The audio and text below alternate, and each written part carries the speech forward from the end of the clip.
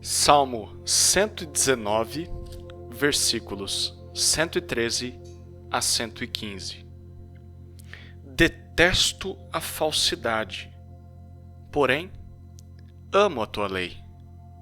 Tu és o meu refúgio e o meu escudo, na tua palavra eu espero. Afastem-se de mim, malfeitores, quero guardar os mandamentos do meu Deus. Quem é que gosta de pessoas que prometem uma coisa e não cumprem? No minuto te oferecem algo e no outro não querem mais te dar o que prometeram. Como você reage a pessoas inconstantes que não sabem o que querem? Mas vamos só por um momento imaginar, e se você fosse uma pessoa assim diante de Deus? E se você fosse inconstante? Uma hora o quer, outra hora não o quer. No momento promete lealdade, no outro momento se entrega ao pecado. Num instante ama a Deus, no outro se entrega às trevas, às tentações ao pecado. Quer saber como o Senhor lida com pessoas vacilantes ou divididas? E como nós deveríamos encarar a nossa própria vida inconstante? E melhor, como deveríamos lidar com quem é assim? É sobre isso que esse texto nos fala. Em sua oração, o salmista nos ensina 3 lições sobre constância. E a primeira está nos versículos que lemos. Não só queira falar, mas também faça. Não só queira falar, mas também faça. Neste trecho, o salmista faz uma descrição de si mesmo diante de Deus. Primeiro, ele expressa o seu sentimento e depois descreve como expressa esse sentimento. Qual é o sentimento do salmista? É o que lemos no versículo 113. Ele diz a Deus que rejeita ou detesta a falsidade, ou aqueles que vacilam. Ele aborrece a duplicidade, odeia os inconstantes. Literalmente, o salmista aqui está dizendo: Deus, eu não suporto pessoas falsas. Pessoas sem firmeza, pessoas que não se mantêm constantes na obediência ao Senhor. A palavra detestar aqui traz uma ideia de abominar, ter aversão a algo. Em outras palavras, o sentimento do salmista era de nojo por pessoas divididas em sua lealdade, que uma hora querem a Deus e outra hora não querem a Deus. E se por um lado o seu desejo é de ódio, por outro é de amor. Mas este amor é a lei de Deus. O termo que o salmista usa aqui para se referir a amor tem o significado de afeto profundo, baseado em um relacionamento íntimo com algo. É um sentimento que brota de você escolher algo como a coisa mais importante dentre todas as outras. Então é um amor que é resultado de uma escolha. O salmista escolheu priorizar a lei de Deus sobre todas as outras coisas e, como resultado, acabou tendo um sentimento profundo por ela. É como um casamento. Você ama o seu cônjuge mais do que qualquer outra pessoa, ou pelo menos deveria. E por que isso acontece? Porque você se comprometeu a ser fiel àquela pessoa e se relacionar com ela mais do que com qualquer outra. Interessante que, quando o sentimento em um casamento acaba, é porque a outra pessoa deixou de ser o alvo número 1 da vida de uma pessoa. Esse é o sentimento do salmista. Eu tenho aversão a quem não escolhe a Deus sobre todas as coisas. Mas, pelo contrário, eu amo a lei de Deus sobre todas as coisas, porque escolhi a lei do Senhor em primeiro lugar.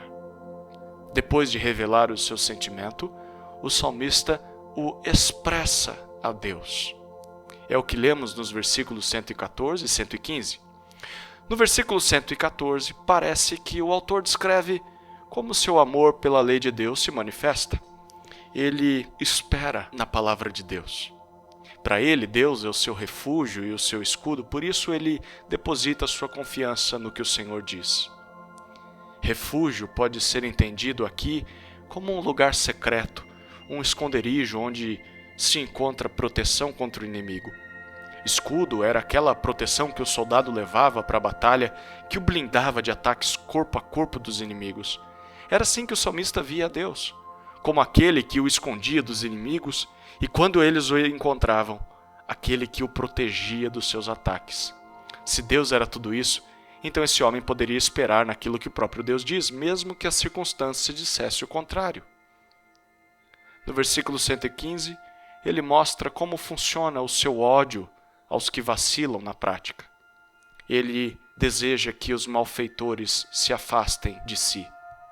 No meio da sua oração, o salmista parece que se volta para aqueles indecisos que não assumem um compromisso com o Senhor e diz: olha, longe de mim, saiam de perto, se afastem. E por que ele queria essas pessoas longe dele? Para que ele pudesse guardar os mandamentos do seu Deus. Esse era o desejo do salmista, obedecer a todas as ordens do Senhor. E para fazer isso, ele precisava se distanciar de pessoas que faziam maldades e viviam divididas. Portanto, diante de pessoas inconstantes, não só queira falar, mas também faça. Os sentimentos do salmista são nobres e devem ser sentimentos nossos também. Por incrível que pareça, podemos sim ter ódio ou rejeição, ter repúdio, nojo daqueles que não escolhem a Deus em primeiro lugar, mas devemos também colocar Deus em primeiro lugar em nossas vidas. A maior expressão de que não gostamos de pessoas divididas é não sermos pessoas divididas. Porém, o salmista não só ficava no papo, na fala, nas promessas, mas colocava o seu sentimento em prática. Ele esperava na palavra de Deus e se afastava dos malfeitores.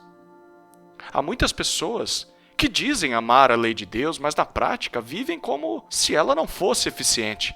Procuram outras maneiras de resolver os seus problemas ao invés de consultar a Deus. Preferem confiar mais em mestres ou doutores que este mundo tem a oferecer do que aquilo que Deus diz. Se amamos a lei de Deus, confiaremos nela e esperaremos que ela faça o que promete. Se de fato amamos a lei de Deus, devemos colocar nela a nossa esperança, porque só ela nos apresenta o verdadeiro refúgio, o Senhor, e não as amizades divididas. Na hora do conflito, pessoas divididas se afastam de Deus. Mas se Deus é o seu refúgio, Ele te socorre na hora da luta. Isso significa também que é errado ficar dependendo de outros para que possamos esperar em Deus. Deus deve ser o nosso refúgio e não as pessoas. A nossa esperança em Deus deve estar baseada em seu caráter e não dependente da fidelidade das outras pessoas ou não. Por outro lado, há pessoas que dizem ter aversão aos que não escolhem a Deus em primeiro lugar, mas não se afastam deles. Vivem sempre fazendo o que estes inconstantes fazem, frequentando os mesmos lugares, ouvindo os seus conselhos. Se queremos de fato colocar Deus em primeiro lugar em nossas vidas, isso implica em uma atitude radical, nos afastarmos de quem não faz isso. Nós só conseguiremos obedecer a Deus longe de pessoas inconstantes. Não seremos capazes de guardar a palavra rodeados por pessoas que não querem isso. Essa é a primeira lição que esses versículos nos ensinam. Diante de pessoas inconstantes, vacilantes e divididas, não só queira falar, mas também faça.